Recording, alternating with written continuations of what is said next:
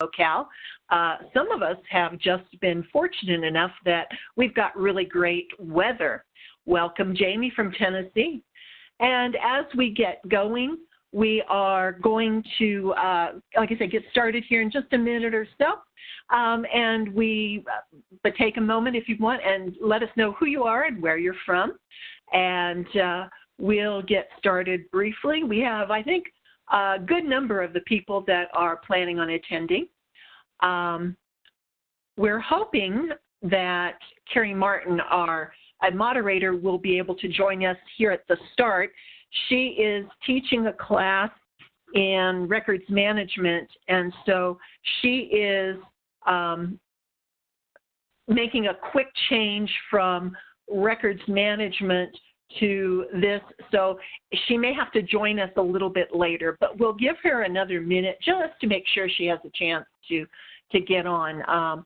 We talked briefly and she's like, okay, I'll get there as quick as I can, but she was having good questions in her records management session, so we all understand when you've got a captive audience and you get a lot of people with good questions, you don't want them to run away. You want them to be part of you want to be able to give them answers.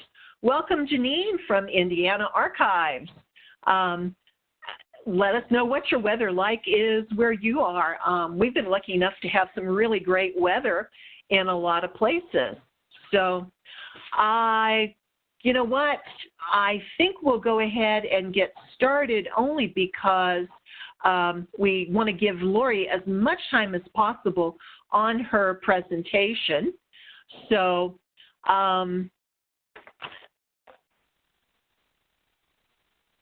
let's go ahead and, so our moderator today is supposed to be Carrie Martin with Louisiana Archives, and she will be joining us later.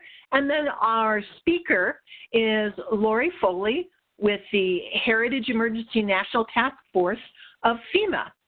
Now, Lori is the administrator of the Heritage Emergency National Task Force. It's pronounced HENTF. So now you know how to say it when you see it as the acronym. It's a public-private partnership between FEMA and the Smithsonian Institution that advocates for the protection of cultural heritage.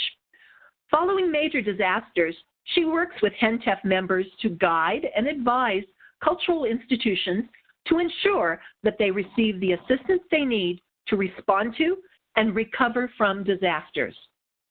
Prior to joining FEMA, Lori was Vice President of Emergency Programs at the private nonprofit Heritage Preservation, and before that, the Director of Preservation Services at Northeast Document Conservation Center.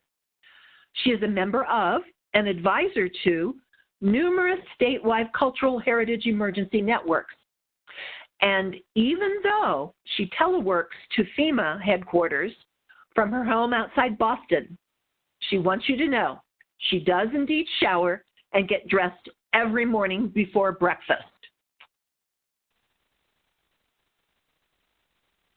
So what we're going to do today is we're going to have this great presentation from Lori. We'll have time for a question and answer section, and then we'll go to upcoming programs and webinars. So at this point, I think we're ready to turn it over to Lori. Okay, let's see now. I go to share my screen. And there we are. Can everyone see that? That looks good. I can see it. Okay. So thank you, Lisa. Thank you so much. I'd also like to thank Barbara and Jamie and Becky for giving me the opportunity to speak about the Heritage Emergency National Task Force. I hope to show today that CoSA members can play a vital role before, during, and after disasters when an incident affects only your state, but especially when an incident rises to the level that requires federal engagement. Again, please feel free to type questions into the chat box. I can't see the chat box with my screen being shared right now, but we'll circle back at the end of my presentation and we'll be able to answer your questions then and there.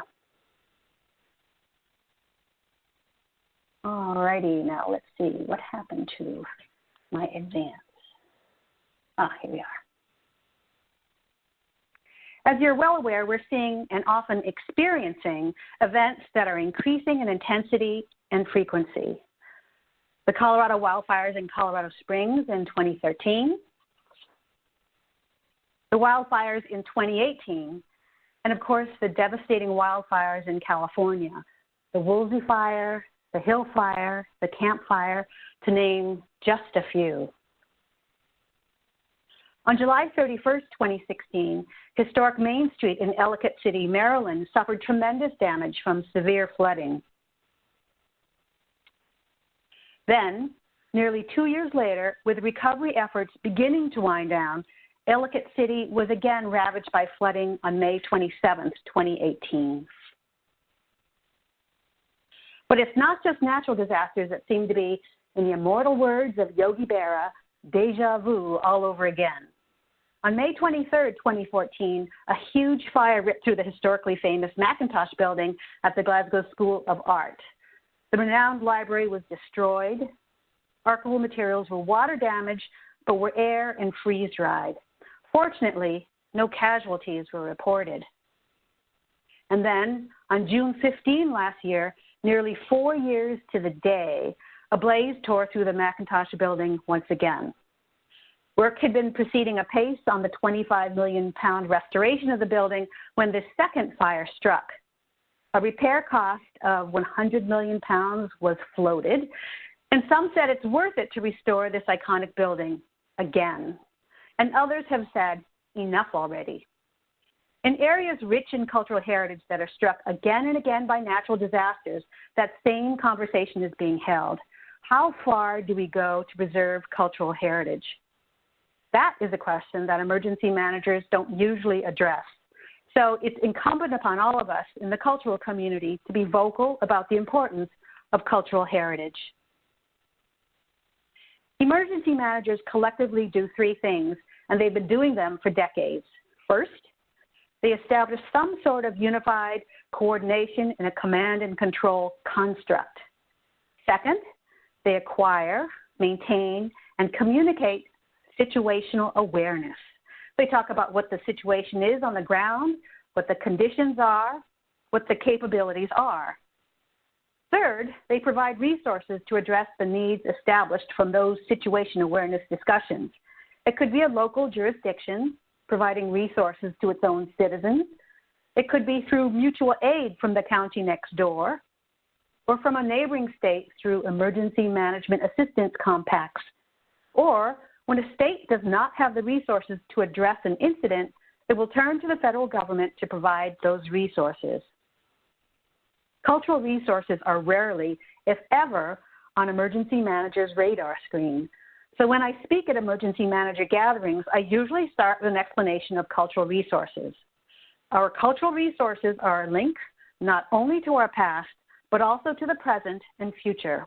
It's ingrained in all of us, but I think it's something that really has to be shared and articulated with those who are outside of our community. Cultural resources include the items that are represented here, and of course, much, much more. A range of cultural institutions that include, but are not limited to, those noted here, all the way from A to Z, Arboretum to zoos. These institutions here hold the cultural resources that represent the collective history of our communities, our states, our regions, and our nations. The Heritage Emergency National Task Force, as Lisa pointed out, is fondly referred to as HENTF in FEMA's acronym-rich world. It's a federal entity with a mission to protect cultural heritage from the damaging effects of natural disasters and other emergencies. As was said, Heritage Emergency National Task Force is a public-private partnership. FEMA is the public half, and the private half was first represented by Heritage Preservation until Heritage Preservation unfortunately had to fold. And now it's the Smithsonian Institution that represents the private half, specifically the Smithsonian Cultural Rescue Initiative. This partnership was formed in 1995, and it was established among cultural and historic preservation leaders and federal officials to coordinate for the very first time a national approach to disaster response that incorporated cultural heritage concerns. HENTF had 42 partners for years. Its membership has grown to 58 after our 2017 annual meeting expanded membership to include, among other private nonprofits, arts and tribal organizations. And the list is not ever finite. I would love to include more, and IIMC was mentioned to me before we started, and it's definitely an organization I'd like to have think about joining, HENTF. So this list shows the 58 national service organizations and federal agencies that comprise HENTF. The federal agencies are shown in red, and the national service organizations, the private nonprofit professional trade organizations, are in black. And what qualities establish membership? Each of these members has a network of stakeholders and the ability to push information out to their constituents. And each has the ability to gather information, such as reports of damage, from their members and pass them along to HENTF. CoSA is a member of HENTF, as are the other archival entities, both federal and private, in bold. And I must give kudos to CoSA for being a very active member. That unfortunately is not the case for all of them, but CoSA gets stars for that. This is where HENTF sits under the Department of Homeland Security umbrella. FEMA is one of 7 agencies under the jurisdiction of the acronym-rich Department of Homeland Security.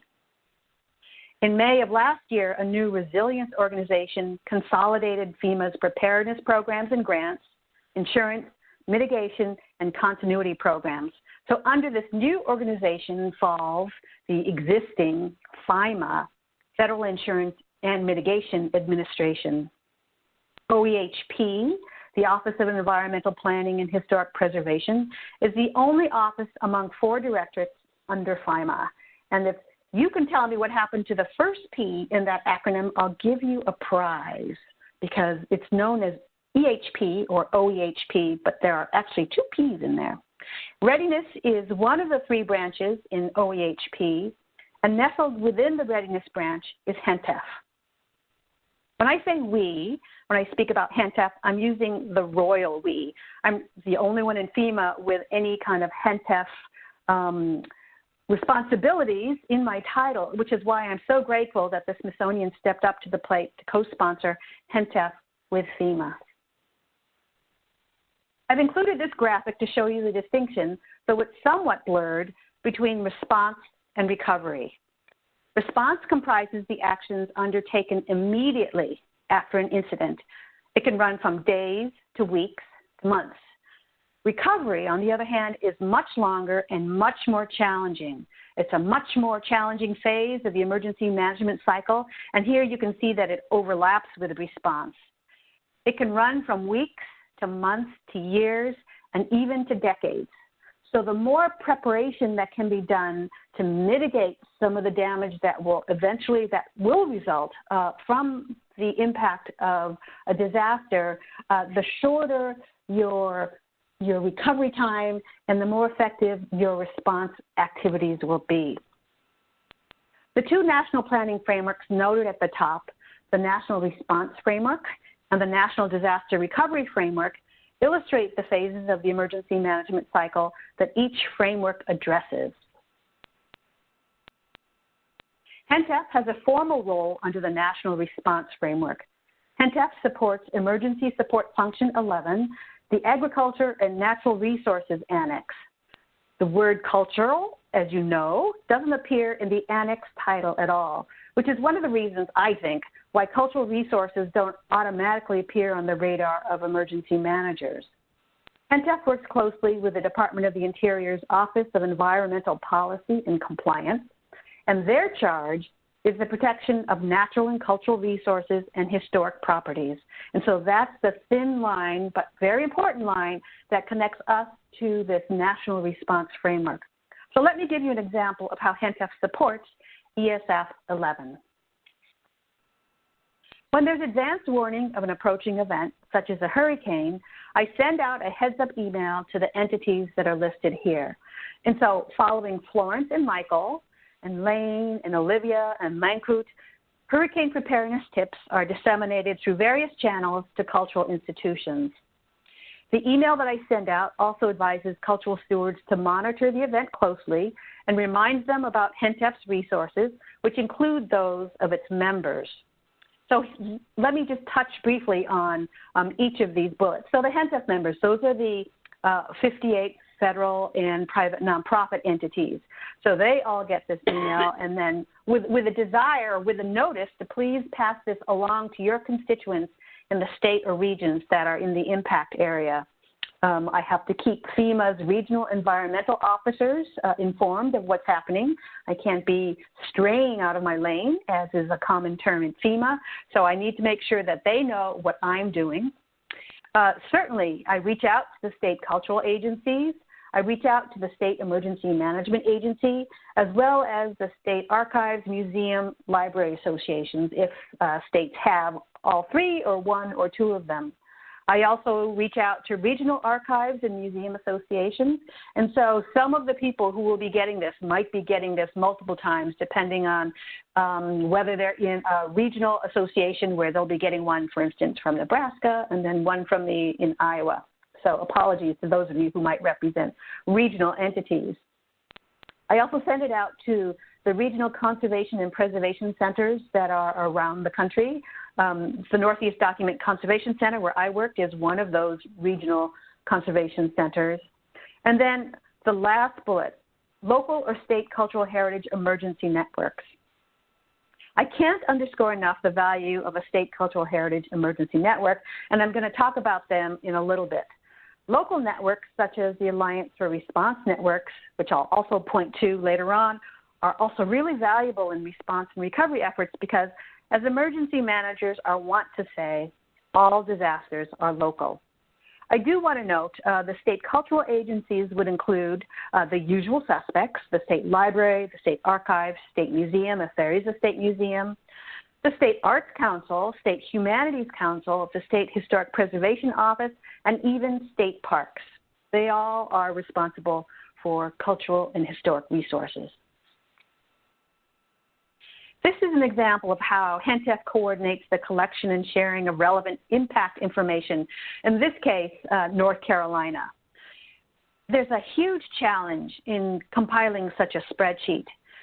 We can't describe and assess the extent and the severity of damage unless we know the full universe of cultural institutions that could have been affected, unless we have some sort of inventory or database of cultural institutions.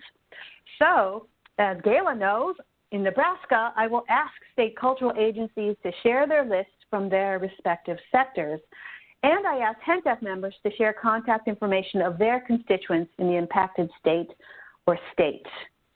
In Texas, following Hurricane Harvey, the Texas State Library and Archives Commission maintained their own lists since they were so comprehensive.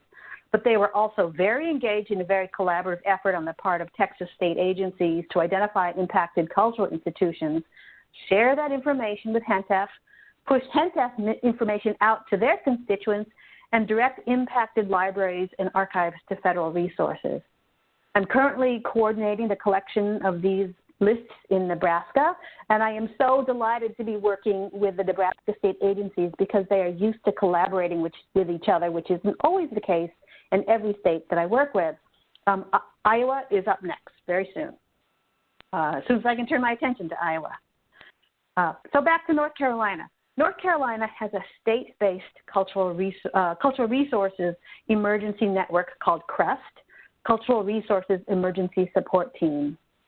So because it's a state-based entity, I, as a representative of FEMA, can reach out directly to them as a state entity.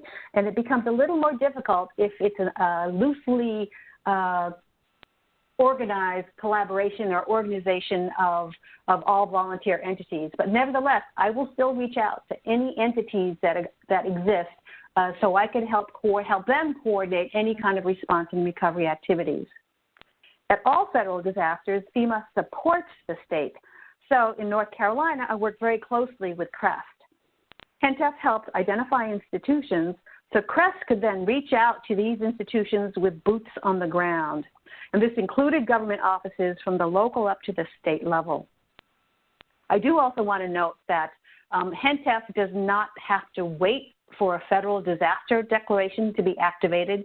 So as soon as I know something is about to happen and it's looking bad, I will start contacting institutions. I will start reaching out to cultural agencies. If it all blows away or it doesn't rise to the level of requiring federal assistance and the state is perfectly happy managing it at that level, I breathe a sigh of relief and move on to the next disaster. But remember, I don't have to be called if you don't have to wait for a federal disaster declaration to give me a call or for me to reach out to you. Smithsonian interns have been working on the identification of cultural heritage at risk in international conflict areas such as Mali, Syria, and Iraq. For North Carolina, we co-opted 7 interns to redirect their efforts to identify domestic cultural institutions rather than international ones following the 2018 hurricanes. The interns were able to expand upon a somewhat outdated list that the state had created under the IMLS Connecting to Collections program, and we were quite happy to take that list and update it for CREST and for the state of North Carolina. The Smithsonian interns then conducted a phone bank in collaboration with CREST to gather this critical information. Then they passed, the interns passed the information along to CREST so the CREST team members could do site visits and offer guidance and advice. So what you see here is the script, which of course you can't read very well, but there you go. Here's a general view of the heavy flooding in Hilo, Hawaii on August 24, 2018 as a result of Hurricane Lane. In Hawaii, the state network had collaborated with the Pacific Disaster Center to create a map layer identifying locations of cultural heritage facilities. Would that this existed everywhere. That would make all our lives much, much better. Cultural stewards and emergency managers in Hawaii recognize the importance of initiating assessment, stabilization, and recovery efforts ASAP. This Department of the Interior GIS data layer shows the path of Hurricane Lane over the island of Oahu, where most cultural institutions are located in the state of Hawaii, and the swath of cultural institutions in its path. Luckily, Hurricane Lane's track veered away from its projected path, so Hawaii just received a glancing blow. Colorado has an active state cultural heritage emergency network, the Cultural and Historic Resources Task Force. They've been instrumental in helping cultural institutions in advance of and during the wildfires, and certainly after the wildfires, just because those wildfires are increasing in intensity and frequency. So I participate in their steering committee meetings and help provide a national perspective on what other states might be doing. As we all know, resources are always in short supply. So any type of assistance that I can provide for states to adopt from other states to move the ball forward, I'm all for sharing that. We just had a proposal accepted to speak at an upcoming natural hazards workshop in July. And I mention that just because I'm willing to work with any and all states to move the ball forward in raising awareness about the need to protect cultural heritage. So I am here for you. And having this kind of pop-up box is a great and easy way to gather contact information for cultural stewards and their institutions. It obviously isn't the only approach that should be taken, but it helps cast the net far and wide. One of the challenges that always exist is finding the smaller institutions that aren't aware of the larger network that they can be turning to for assistance. And oftentimes those are the ones that might suffer irreparable damage or may be forced to close because they just don't have the wherewithal to move forward with response and recovery effectively. HENTF has a formal role in recovery as well. It's a supporting organization of the Natural and Cultural Resources Recovery Support Function of the National Disaster Recovery Framework, or the NCR-RSF. Here, too, we work very closely with the Department of the Interior's Office of Environmental Policy and Compliance, which is a coordinating agency for this recovery support function. Now, if I were speaking FEMA-E in acronyms, I could have probably said that in 1 second, just stringing together letters, but I won't do that this time. These are pictures taken in Puerto Rico that provide just a glimpse of some of the damage inflicted by Hurricanes Irma and especially Hurricane Maria in 2017. Mold bloomed immediately as a result of the off-the-chart humidity levels, and there was no way to reduce those high levels because there was no power for weeks, and in some instances for months. As an important aside, I can't sing the praises of CoSA enough for leadership's engagement, dedication, and perseverance to bring assistance to both Puerto Rico and the U.S. Virgin Islands. You know, I really wish other HENTF members were so committed to finding ways to provide help, especially when it's sorely needed, because CoSA was, again, such a shining star. So the images that are here on the first one going clockwise in the upper left, that's a fort on the island of Vieques. There was an art show there, and I didn't think to take pictures of the buckets because I was thinking of the artwork, but there are buckets there collecting water dripping through the roof. And this picture was taken in June after Maria had come through in September of the year before. To the right is a venue. It's a theater where they have stripped it down to the bare minimum to try to get it back to a usable space so they can once again fulfill their mission and fill the seats with paying customers. On the far right is a picture of mold of feather in a collection of the Museum of the Americas. Lower left are archival boxes at the archives and mold volumes at the archives. And the last one is kind of hard to see, but you can see in the lower left side of the painting, you can see painting. The paint is flaking off as a result of moisture and mold. So one of the HENTF objectives is to provide technical assistance, guidance, and or resources to address disaster-related impacts. And Puerto Rico, shown here, HENTF worked with the Department of the Interior, the Smithsonian, the National Archives, the National Park Service, and even the Centers for Disease Control to bring training in mold removal and health and safety through a mechanism called a mission assignment. So folks from each of those entities were mission assigned to come to Puerto Rico to help the cultural institutions and provide assistance to the cultural stewards there. For a federally declared disaster, if you want on-site assistance, the request needs to be made first to the State Emergency Management Agency. You explain why there's a need and you request their assistance, and the State Emergency Management Agency is responsible for fulfilling that request. If they can't provide the resources to meet that need, they turn to FEMA, which can, in turn, issue a mission assignment to get federal partners on the ground for you. Now, they don't always approve mission assignments, but it is certainly worth the effort to see if you can make the case for the need, and the State Emergency Management Agency can say, we can't do it for you. There are the greater resources of the federal government that might be able to assist you. In Puerto Rico, collection and historic structure damage assessments were conducted through both contracts with private conservators as well as through mission assignments. In Florida, the FEMA Philanthropy Advisor compiles really excellent Hurricane Michael resources and grant opportunities.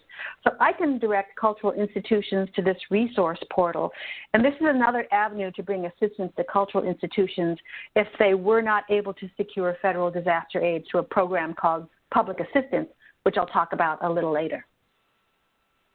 If an emergency exceeds an organization's ability to respond quickly and efficiently, who can you turn to? You can turn to your staff if they are equipped and knowledgeable, or you can turn to a regional conservation or preservation center. The Regional Alliance for Preservation, or RAP, is a network of allied preservation professionals and conservators. RAP members present training programs, provide conservation and preservation services, and create publications to help institutions care for their collections. Whether or not you have a records emergency, a RAP member can provide free technical assistance over the phone. This service for many RAP members is provided with support from the National Endowment for the Humanities. RAP is a HENTF member. You can also turn to the Foundation for Advancement in Conservation, formerly known as the Foundation for the American Institute for Conservation. It's the same entity, they just changed their name. Their group, the National Heritage Responders, is a cadre of 100 preservation professionals trained to help cultural institutions salvage their collections following a disaster. National Heritage Responders provide assistance by phone and email to collecting institutions affected by everything from leaking pipes to roof damage. When funding is available, on-site assistance is sometimes possible. And that on-site assistance might include 1 or 2 days of assessment, organizing salvage efforts, and recommending follow-up care of affected collections. FIC is also a HENTF member and is often able to move more nimbly and more quickly than the federal agencies because they are working out of a private nonprofit and don't have to cut through a lot of the bureaucratic red tape that's necessary to move forward at the federal level. So here's the public assistance program that I intimated about.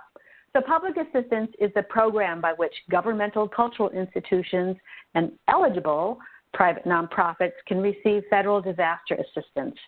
The public assistance program and policy guide is fondly referred to in FEMA as PAPPG. I love that one. And it is the reference for public assistance. So it really would be really helpful for you to review PAPPG when there are no ongoing disasters in your state. If you suffer from insomnia, the 217-page guide is a really great remedy. It's a difficult program for cultural stewards to navigate, especially in the midst of trying to get one's institution back to normal. So again, it's really best to become familiar with this tome before disaster strikes so you're able to help your colleagues and your stakeholders. PAPPG makes a specific reference to the larger cultural community, and it includes references to the arts community as well. But unfortunately, there are no sections devoted specifically to cultural resources or cultural institutions. You have to search using the term cultural resources. Much of my time in recovery is spent helping direct private nonprofits to public assistance and then helping public assistance staff navigate the challenges that collecting institutions present, because collecting institutions have very different needs and priorities than other types of institutions. Here are some graphics from PAPPG, which I've only included simply to illustrate how complicated the process is. So learn about public assistance before you have to deal with it. Another one of HENTF's objectives is to provide education and training. HEART, Heritage Emergency and Response Training, is a week-long program that provides 25 cultural stewards and emergency managers with skills and hands-on experience in disaster response for cultural heritage. We've now taught HEART twice in DC, once in Puerto Rico, and once in the Virgin Islands in an abbreviated version. And I see that a recent graduate from Illinois is participating in this webinar, so a shout out to Christopher.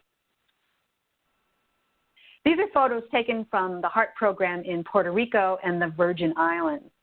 We'll be offering HEART again this year in DC in December, and the announcement will be sent, of course, to HENTF members, and I'm sure Barbara will share that announcement with you. I really encourage you to apply if you're interested at all in learning hands-on response activities, as well as interested and willing to share what you learn with others at your institution and even beyond in your community and maybe within the state. We'll be opening up the application period in September, we think. That's what we're aiming for, at least. I'm also interested in developing a tribal version of HEART and one specific to FEMA's Environmental and Historic Preservation cadre, the cadre to which I belong, because a lot of people don't know about all the services that we can offer. This scene is all too common following a disaster. This HENTF objective is another take on cultural resources, helping the public salvage treasured possessions in the wake of a disaster. Whenever possible, HENTF works with the Smithsonian Institution to deploy teams of preservation experts to disaster recovery centers, or DRCs, to teach the public how to salvage their most cherished family belongings. When you talk to people who have lost things, who have been through a disaster, What do they rue the most? What do they mourn the loss of the most? If it's not, hopefully, a human life, it's photographs. And so these workshops that are provided by the Smithsonian enable people to learn how to salvage the workshops, how to clean them, and maybe get them to a stable state so then they can address them more fully when they have a chance to breathe and devote more energy to other than just pure survival. We've staffed disaster recovery centers in Louisiana and South Carolina and Texas, and we've offered workshops for the public in Puerto Rico and the Virgin Islands. And just last week, I was in Panama City and Port St. Joe, Florida, with 2 Smithsonian colleagues to conduct Saving Your Family Treasures workshops for the public. 5 months now after Hurricane Michael hit the Panhandle, so it was, although we were able to show this is what happens the next time you get affected by a hurricane, it was really more of a discussion of how they can prepare and be ready for the next time. And as we speak, a Smithsonian team is heading to Nebraska to teach Save Your Family Treasures workshops in Lincoln, Fremont, and Omaha. Again, you don't have to connect with FEMA or wait for a major disaster to provide this type of outreach to the community. If you have the expertise or if you have staff at your organization that have that expertise, I encourage you to reach out to the public, and I can assure you that you will be very well received. HENTF fact sheets were created to help the public salvage their cherished belongings after a flood and after a fire. They're available for download from HENTF's page in the FEMA document library. Again, you don't have to wait for a presidentially declared disaster to share these with the public. And so I encourage you to share this link with your friends and family and colleagues who might be affected by the flooding in the Midwest.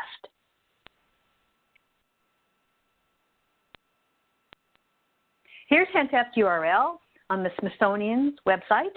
It was a conscientious decision to put HENTF, even though my paycheck comes from FEMA, to put the website on the Smithsonian website because it's a lot more nimble and a lot prettier, I would think, than FEMA's. Earlier, I referred to local cultural heritage emergency networks such as Alliance for Response, or AFR. Alliance for Response is an initiative that was started way back in 2002 by Heritage Preservation. Alliance for Response is now administered by the newly renamed Foundation for Advancement in Conservation. If you don't see any networks for your state, go ahead and contact FAIC to see how you can foster the launch of a network in your state. The resources are all online also, but it certainly doesn't help to have guidance from the emergency programs at FAIC. The State Heritage Emergency Partnership Framework provides guidance on bringing state cultural heritage agencies together with their emergency management agency to launch a state cultural heritage emergency network. Funded by IMLS back in 2015, this framework highlights achievements of various state networks and provides links to state network governance, guidance, and contract documents. Again, you don't have to start from scratch. There are resources such as this one to help you move forward with your state. I would be delighted if each of the 56 states and territories formed a state cultural heritage emergency network. And remember that I'm here to help you make that happen in your state. HENTF's fifth and final objective is to increase the incorporation of cultural and historic resources into disaster planning and hazard mitigation efforts at all levels of government. It's important that cultural institutions within a community be included in disaster planning and hazard mitigation planning. So I encourage you, if you are not connected to your local planning board or the state planners, it's important to reach out because they may not be thinking, and most likely aren't thinking, about the role that cultural heritage and cultural institutions play in a community. So go that extra mile and extend your hand. A number of resources have been developed by state cultural heritage emergency networks, working with emergency managers to bring cultural heritage into focus. In Massachusetts, the Library Commission, the Library Agency, Massachusetts Board of Library Commissioners, collaborated with other state agencies and their state emergency management agency to develop a number of resources. the Annex to the State Emergency Operations Plan for the Protection of Cultural and Historical Resources, a framework for mitigation, and its most recent project, an online program called Finding Common Ground, collaborative training for the cultural heritage and emergency response communities. Check all these resources out. This graphic pretty much sums up what I'll be dealing with over the next few months. The upper Mississippi River Basin has a greater than 50% chance of exceeding flood levels. And all this water will eventually head south towards Arkansas and Louisiana and Mississippi. So the flood outlook is somewhat dire through mid-June. So yay to CoSA for creating Mayday, and please do one thing to prepare for emergencies and really nudge, foster, encourage other organizations in your community to do the same. The 2014 Heritage Health Information Survey was recently released by IMLS, a follow-up to the 2004 Heritage Health Index conducted by Heritage Preservation. It takes a comprehensive look at how the cultural community is faring in protecting its collections. I'm only showing one figure here, but the entire report is well worth the read. And side note, it's a much more interesting read than PAPPG. So 966 archives responded to this survey, and this particular figure shows that more than half of each type of institution, except for archives at 48%, lacked a written emergency disaster plan, with scientific collections the least likely to have a plan. Archives were most likely to report that they had an emergency plan and that staff were trained to carry out the plan at their institution. So kudos to the archives community. Scientific collections were least likely to have this highest level of emergency planning. And as you know, the official start of hurricane season is June 1, which is right around the corner. So take this opportunity to start planning what you'll do when a disaster strikes, not if a disaster strikes, your community or your state, and encourage your colleagues and stakeholders to start planning as well. And to prove that we feds occasionally do exhibit a sense of humor, here's the projected path of Hurricane Fabio in the Pacific in July 2018. Here's one hurricane that I'm really glad fizzled out because I could never have worked this disaster with a straight face. And there is my contact information. So thank you.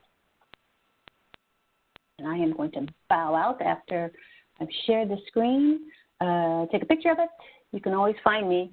I'm out there. All right. Shall I stop sharing? Hey. Okay. Anybody got any questions? Okay, anybody got any questions? So I see there's a question about sharing the FEMA link regarding the Midwest flooding again. And could you be more specific what that flooding, what that link might be? Was it near the end?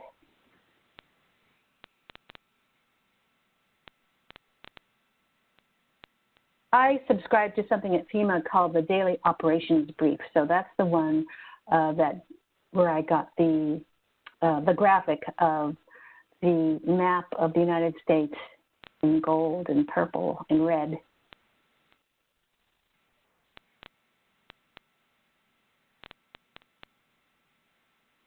Okay. Hello, Carrie and Lori. Yeah. This is Barbara. I just unmuted myself instead of typing, if that's okay. But I wondered, Lori, you know, the map that you had of Hawaii, that seemed really interesting, and I wondered how was that done again? Was it done with like the state GIS system, or how was that created? So they did use GIS coordinates, and the state Cultural Heritage Emergency Network provided the addresses, and working with the Pacific Disaster Center, which is obviously based in Hawaii, they were able to take those coordinates and create a data layer for museums, libraries, and archives, and then just plunk it down on a map and and have that data layer. You know, you don't have to work with the Pacific Disaster Center, and I would really encourage you to work to reach out to your state emergency management agency, because that information is quite valuable. In Massachusetts, that information was provided to the State Emergency Management Agency by the Massachusetts Board of Library Commissioners. And so Massachusetts now has a data layer that indicates where the cultural institutions are. So when something is coming, there's a heads up that's visible to both emergency managers as well as people who can go online and see that. So that would be a really great thing. One of the challenges, again, is creating that list, that comprehensive list of cultural institutions. Emergency management agencies don't like to deal with 6, 7, 8 people at once. They're used to using the command and control structure and the incident command system where everything funnels through a point of contact. So if I can encourage states to get together and figure out how to gather that information before disaster, you can be working on creating that list and enlisting GIS support either from the State Emergency Management Agency if they have the ability to offer that support to you. Collaborate with universities that have that kind of training. Certainly students, that might be a really great project for students to undertake. Lori, this is Carrie. I would think also that when you're creating those data sets, that it would be good to kind of subdivide them between like clerk of court or archives versus libraries, so that way you could drill down in your points to know who's where. Because sometimes you have different assets that are available.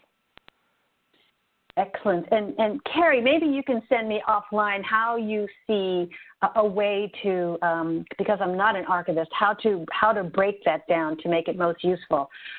With the current system of public assistance, there's a portal called Grants Manager, and it's impossible to break out. You can break out whether something is a private nonprofit, a 501c3 or not, but I can't go in and identify the museums, libraries, or archives because there's no field for those. I have to go by the name. You know, right. Well, they would have to self-identify themselves as such. Yes. But that's what I'm saying is the cultural network, when they're giving that layer to the emergency management people, they could give a code that says, okay, this layer is all the courthouses. This layer is the archival repositories.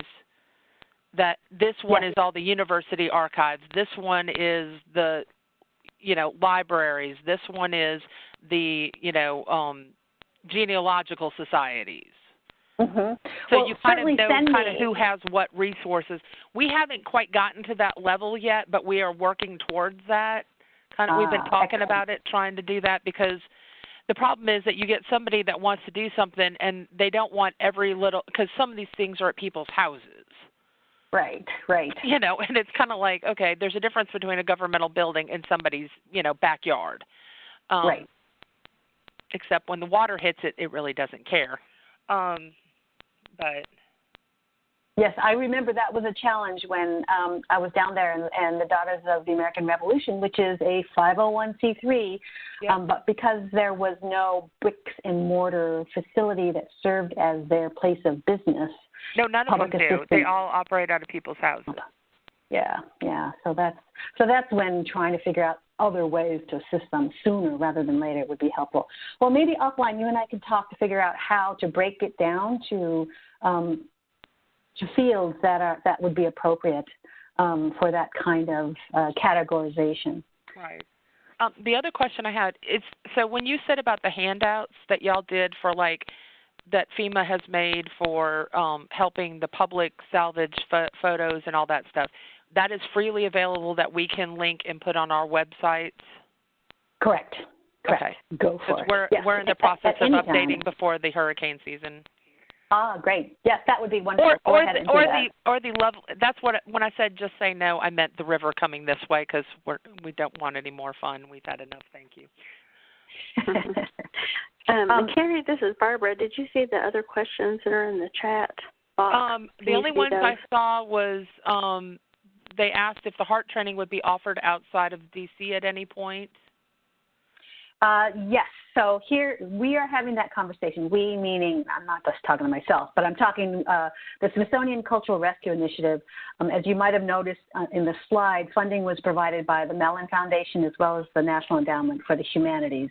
And so trying to find additional sources of funding or renewed funding from those entities is an ongoing process. So we would be able to provide training. Right now, we have been trying to work with the Maine Emergency Management Agency to bring HEART training to Maine. And we are not charging a consulting fee for the warm bodies there, but are asking for travel expenses. And when you bring 4 to 6 people up for a week, it adds up pretty quickly. And so that usually decimates an entire emergency management agency's budget. So trying to figure out how we can bring HEART training, because we would love to bring it in to other regions, would be really great to teach it. So stay tuned. We are having that conversation. And let's see, go ahead. Lizette was asking whether any suggestions on how to get state emergency management agencies to apply some of the mitigation funding that they receive towards cultural heritage. This is a challenge. You have to come up, Lizette, with the project, and still it may not be something that they see as worthwhile. And part of the problem is for hazard mitigation officers, what they are used to is rebuilding or enlarging a culvert or elevating a structure. So thinking about how the cultural heritage community can use this is just really hard for them to wrap their minds around. So I would start with talking to the state hazard mitigation officer, the SHMO, another favorite acronyms of mine, and start talking, get them to understand what it is that you like. Because you're at the state level, Lizette, it makes it much, much easier. Even though private nonprofits, cultural institutions, 501c3s can apply for hazard mitigation funding, it's really difficult to get it because oftentimes the state emergency managers have a list of the kinds of projects, infrastructure projects that they want to get. And some of them will say, sorry, we can't, we're giving generators. This is with all this funding, we're just going to do generators.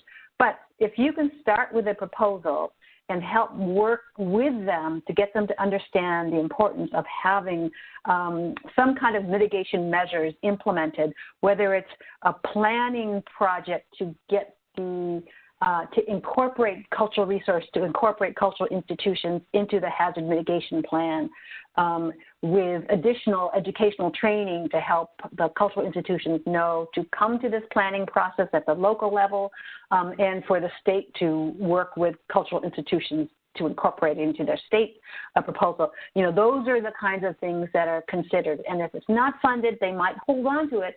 Sometimes projects, applicants or recipients of grants can't deliver, so they have to give the money back, and there's leftover money. And the cultural heritage projects, as few as there are that have been funded, are nowhere near as expensive as the infrastructure projects. So there might be some leftover money, but again, it's building a relationship with the SHMO so they get it, because that can often be a long time in coming. And yes, take your SHMO to lunch. Thanks, Lisa. One of the questions, I know like in our state, after we learned a lot of lessons the really hard way after Katrina and Rita, and one of the things that we did, and I don't know how many other states do this with their retention schedules, is actually identify in the schedule for the series whether the record is considered vital, important, or useful. And so that we had a triage system so that people could look at their schedules and know this is the record you should be protecting before, during, and after. And in the event of a disaster, this is the stuff that you go after first, and this is next, and this is after that. Because we had people going for phone books and leaving their minutes behind, and that sort of stuff. And then FEMA came back and told them, well, you have to prove that this is a critical record. And so if we didn't have a document or a retention schedule that said this is what they need and this is a permanent record and blah, blah, blah, then it was harder for them to get recovery funds for it.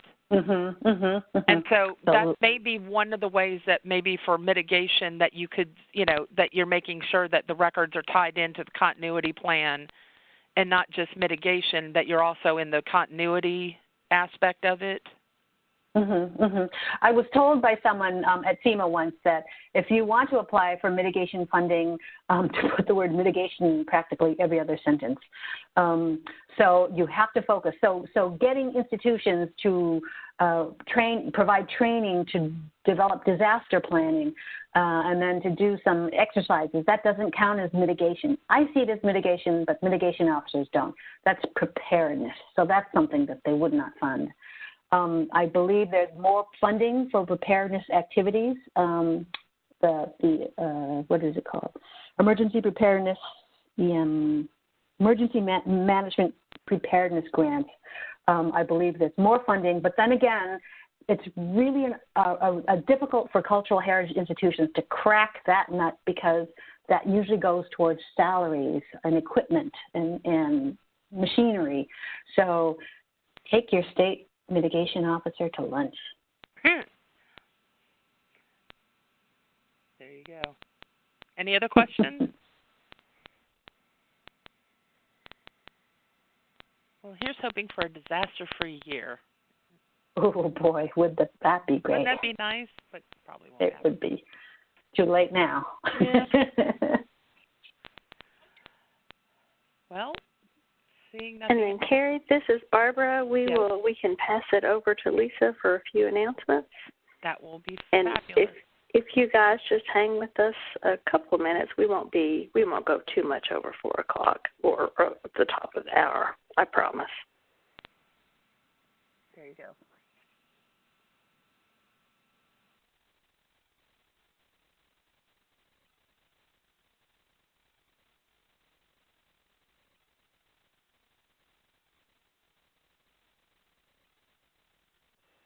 Hello, Lisa. Are you there? She just noted that she lost the connection, so she will be. Oh, okay. You want me to read the slide deck for her? I can go ahead. Well, I can go ahead and do that. I think we had this same slide for our last member webinar because we want to give people a lot of notice about the annual meeting schedule. It's an unusual. It covers some unusual days. We start on the weekend, and the program sessions end on Tuesday. And then we're used to going. We don't usually really meet over the weekend like this, so we just wanted everyone to know about that. And you'll be getting a lot of information from us about the annual meeting. We're looking forward to seeing everyone there. Oh, sorry. And then we do have some upcoming webinars. Of course, our 2019 theme is Emergency Preparedness and Response. And thank you, Lori, for kicking us off with that great presentation about the work that HENTF does. I don't really see how you're able to do all the work that you're doing, but we really appreciate it. And I think that we'll find that when we hear from some of our other presenters later in the year. Lori had mentioned the Alliance for Response and the Foundation for Advancement and Conservation. We'll be hearing from them in June. In May, we're going to have some emergency preparedness case studies from the Alaska State Archives. We'll be hearing about the earthquake. I think it was in early December, just as their governor's office was changing. So that will be interesting to hear from them, as well as from Susan Lugo, who was formerly the territorial archivist in the U.S. Virgin Islands and then also worked for Lori and HENTF for several months after the hurricanes in the Virgin Islands.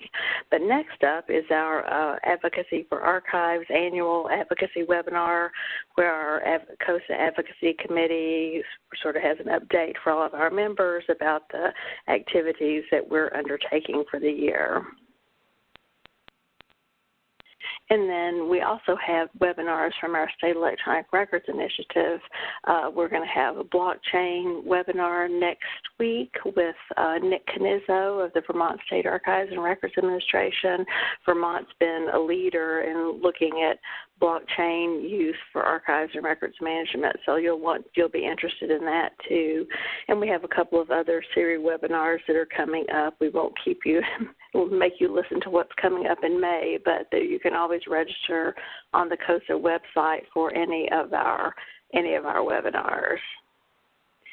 And we have sorry, the slide's a little off. We have a really sort of a newly announced webinar that we're just working on that our advocacy committee is going to put on for all of our members and members of the Society of American Archivists, the National Association of Government Archives and Records Administrators, and the Regional Archival Associations Consortium, because we're going to build on the Archives on the Hill work that we did right before the annual meeting last year, where we targeted some particular members of Congress that we wanted to visit based on what committees they were on.